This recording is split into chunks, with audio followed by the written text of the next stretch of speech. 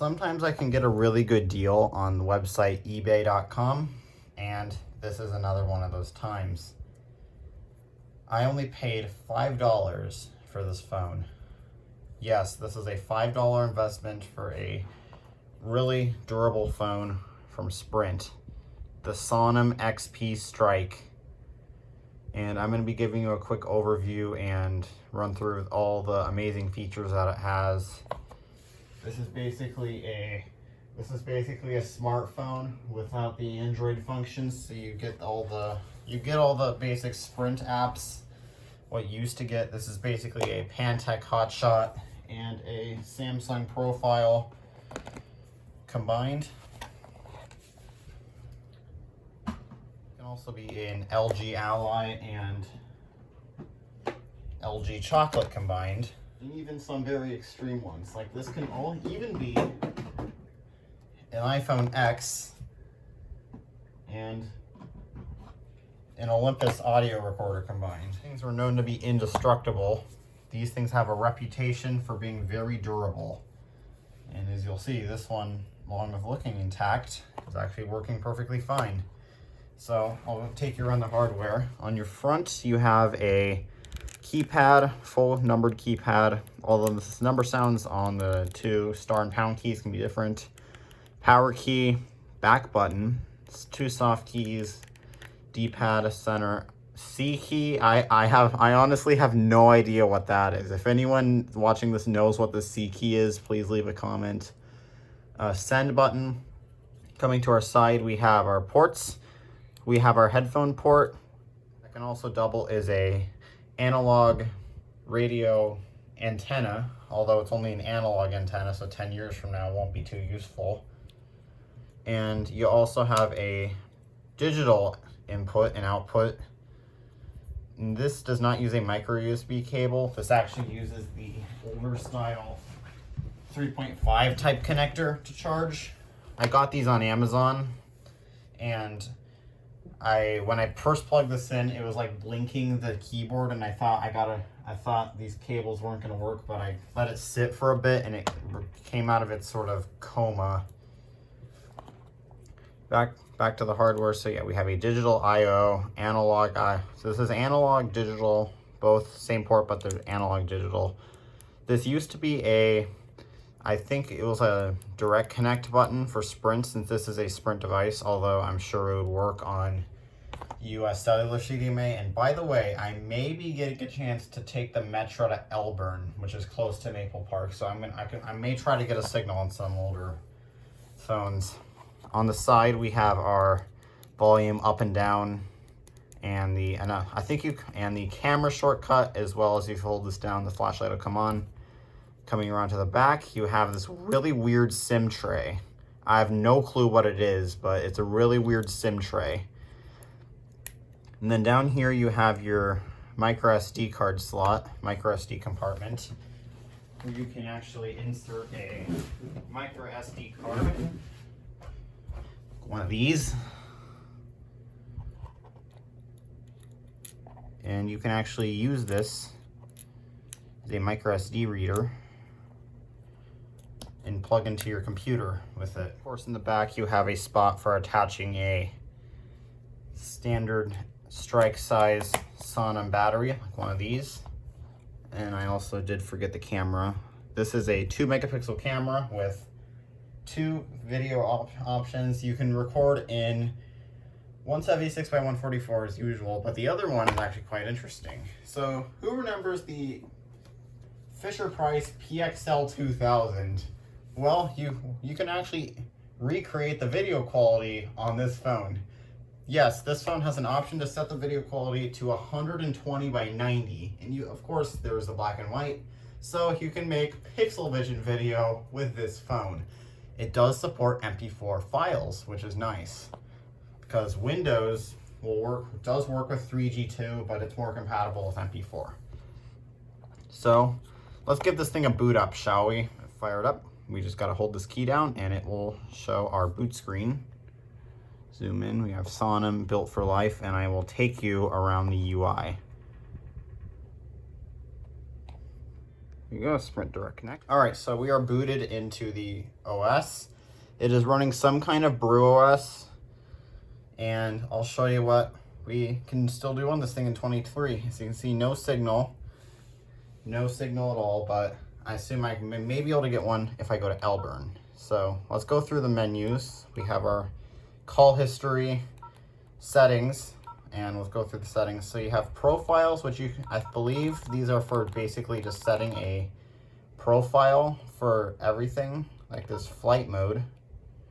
I believe flight mode will actually disable the antenna band, so you'll get a great battery life, since I can't seem to find a airplane mode on this thing anywhere. And I believe flight mode is actually how you do it. Display settings, so you can set your wallpaper, set a screensaver, screen save mode, which you can basically set in a certain amount of time before the screen will go blank. You can set your backlight level, which I have all the way down so you guys can see the best. Screen timeout, you can set it custom or default.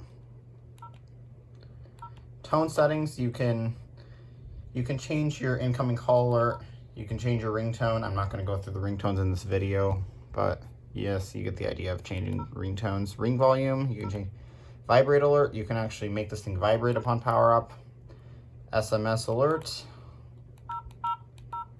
You can also make the keypad and Java app, which I haven't tried that yet, but I should probably try using Java, since although you can't load from SD card very much, or actually unlike the Pantech, this is pretty much the only basic phone I have that actually has a file system like Android. I guess I'm gonna save my changes. Has a file system like Android, you can actually browse through your files, although the only way I'm able to get my photos onto my computer is via Bluetooth. Since that's one thing, one of my favorite bits of this thing is you can actually send your photos and videos via Bluetooth. Because they're low res, they do not take long. It's date and time. One thing I love about this thing, unlike my other few phones, unlike the Pantech Hotshot and Chocolate, which use CMOS CDMA based, which is CDMA shut down on 3rd of January.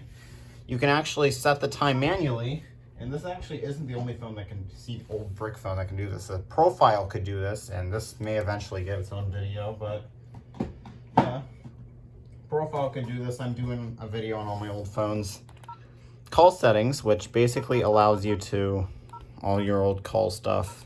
Not too interesting. Phone settings, set your language, memory status. This thing does have 136 megabytes of built-in storage, or it's actually 163 megabytes if you add everything up. Yeah, about 170 megabytes of storage built in.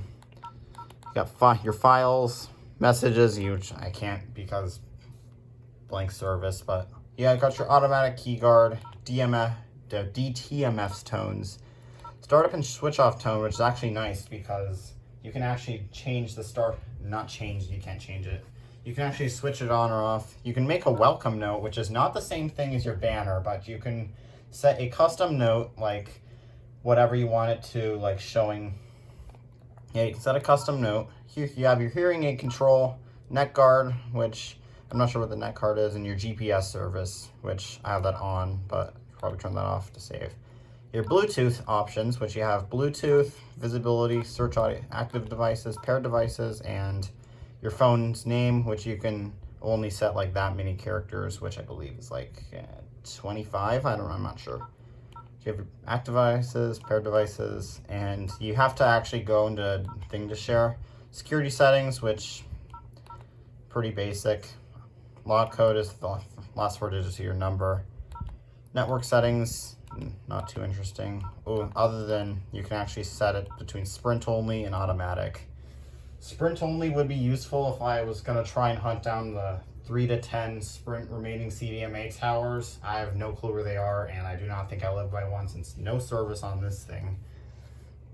But like I said, I may be able to go to Elburn soon on the Metra, which I do have several Metra videos up. Restore factory settings. I wonder why Sprint set that as a main menu option. One-touch dialing and phone details, which if you go in here, you got your roaming number, which you can't call, so that's why I'm not censoring that. and your version details, which has access net front to 4.2, all your other crap, including the phone model.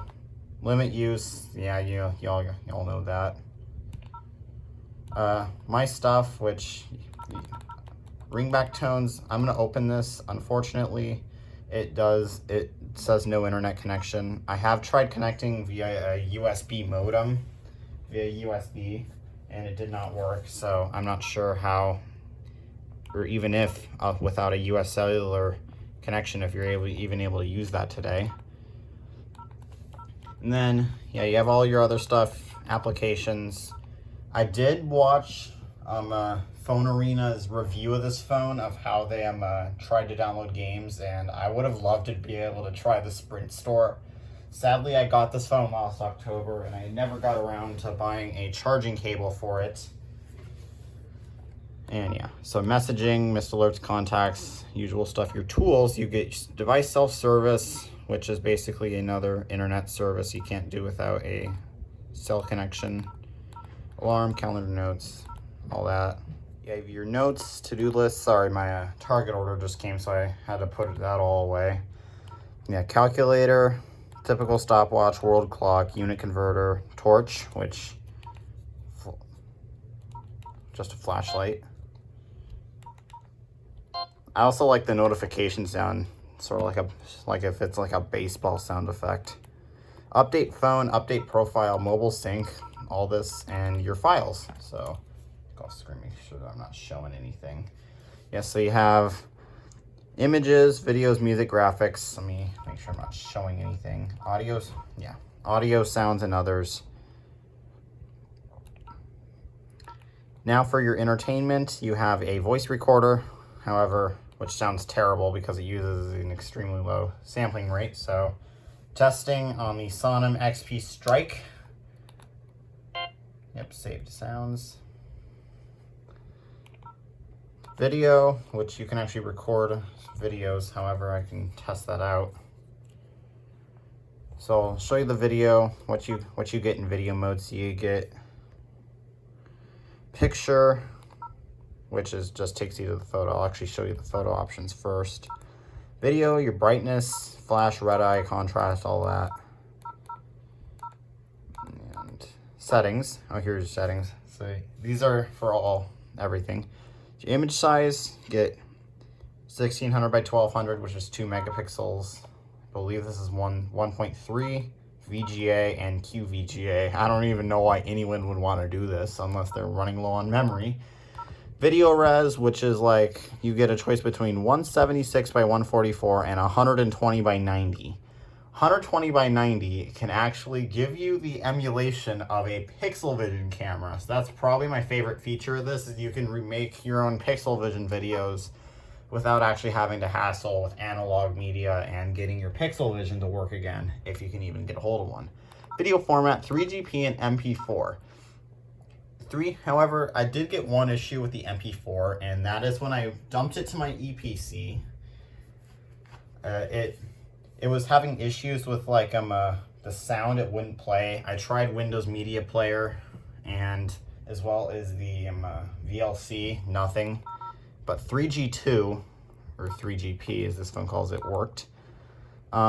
Default title, you can actually set your own titles on these, and you can change your photo storage. So pretty advanced what I can do in camera. Now I'm going to show you one thing. Actually, did you hear that shutter sound? Here, listen to that again.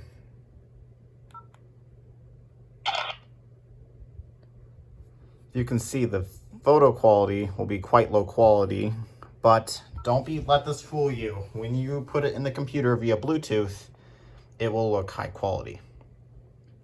But what you can do is you can actually go into your photos. I need to go off screen for a second. So if you go into your files, my files, and images, and you open the image. This one I took at the local skate park with my bike, and I was on my way home from filming the elevator at the Geneva Market parking garage. Go check that video if you're into ThyssenKrupp elevators. But yeah, so you actually can send it via multimedia message or Bluetooth. Bluetooth is the way to go for getting it to your computer. And although when I plugged this into a Windows XP machine and it gave me the option to either go for a Bluetooth or modem, or not Bluetooth, a USB or modem. I selected USB, but it didn't show anything. Even played the notification sound, but didn't do anything. Yeah, unfortunately, cannot seem to get the it to work with Bluetooth. Next, we have a radio, which the radio does require a wired headset. And I'm gonna demonstrate the radio because I happen to have a Sony headset slash radio tuner. Although this is only an analog tuner, so it won't be too useful after the year 2032 in the US. All right, so with the headset connected, we can open the radio on. I don't want to play too much of this since I'm sure even the radio stations are copyrighted. Let's open till midnight or later, so you can give in to the craving and go night mode. Now all of your favorite menu items just got playing the Taco Bell ad. Don't want to play too much of that since I'm sure even Taco Bell ads will give me a copyright claim. Even my 2G shutdown, if society wasn't shutting down 2G short, got copyright claimed for over 30 seconds of shaboom by the chords. Yeah, other than that, not a lot else you can do. Shopping browser, my account. My account, you can actually go in here but it will try to connect, but it will never connect. Also, if I were to try and, unlike most of my phones, if I were to try and make a phone call, it will try to connect, but it'll never connect. Like, as you can see, it will try to connect, but you'll just be stuck here for a few minutes and then it'll say no service. It'll never connect. Unless, of course, you can get to a CDMA area if you still live in one. Although very few are left. And also, by the way, I did get my Wii U, and I did get my Wii U working. Now my biggest issue is if it gets the dreaded system storage error. So yeah, I got the Wii U working. Yep, as you can see, wait for service. So yeah, that's basically it for the Sonim XP Strike. And the music play, there also is a music player, which I forgot to mention, which sounds terrible because it uses a extremely low volume, no matter what headset you use. But yeah, that's the Sonim XP Strike for you guys. I hope you guys enjoyed this overview and review of the Sonim XP Strike, and I will see you again in the next one. So, shut her down.